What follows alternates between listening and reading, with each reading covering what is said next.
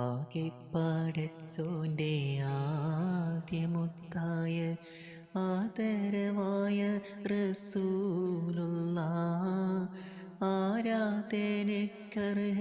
ഏകനാണെന്ന് സന്ദേശം നൽകിയ നൂറുള്ള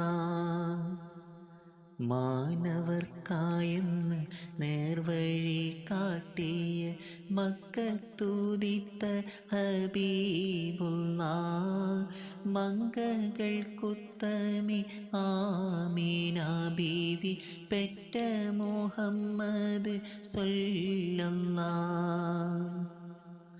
ആകെ പടച്ചോൻ്റെ ആദ്യമുത്തായ ആദരവായ റസൂലുള്ള ആരാധനക്കർഹൻ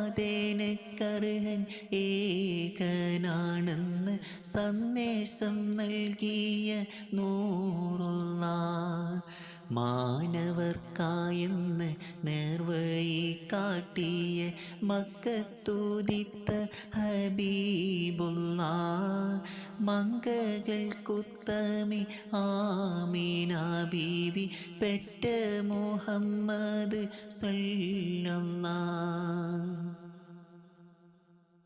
ഒരു നാൾ നബിയും അബൂബക്കർ സിദ്ദീഖും ഒരുമിച്ചവർ സൗർ ഗുഹയിൽ പ്രവേശിച്ച് സിദ്ദീഖുൽ അക്ബറിൻ മടിയിൽ തല വെച്ച് അന്ത്യപ്രവാചകൻ നിദ്രയെ പ്രാപിച്ച് ചന്ദ്രവാദനം കണ്ട് സിദ്ദീഖോര് പുഞ്ചിരി തൂകുന്നുണ്ട്.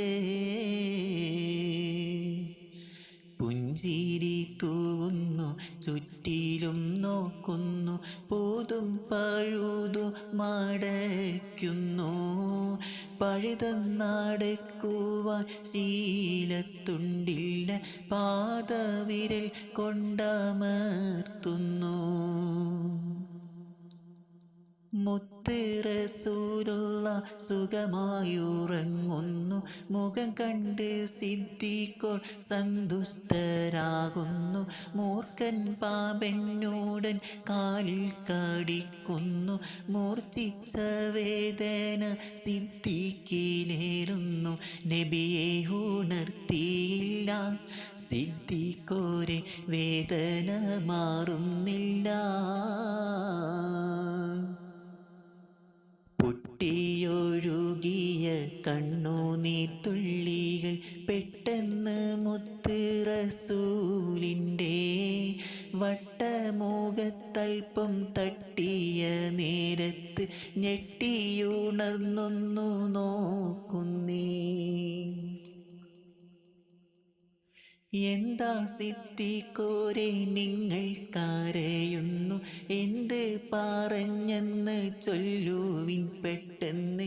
എൻ്റെ മാനതാരിൽ വേദന തിങ്ങുന്നു, എല്ലാം പറഞ്ഞ അബൂബക്കർ നബിയോട് ഉമിനീർ പൂരട്ടി നബി സിദ്ദീഖിൻ്റെ ഉഗ്രവിഷമിറക്കി.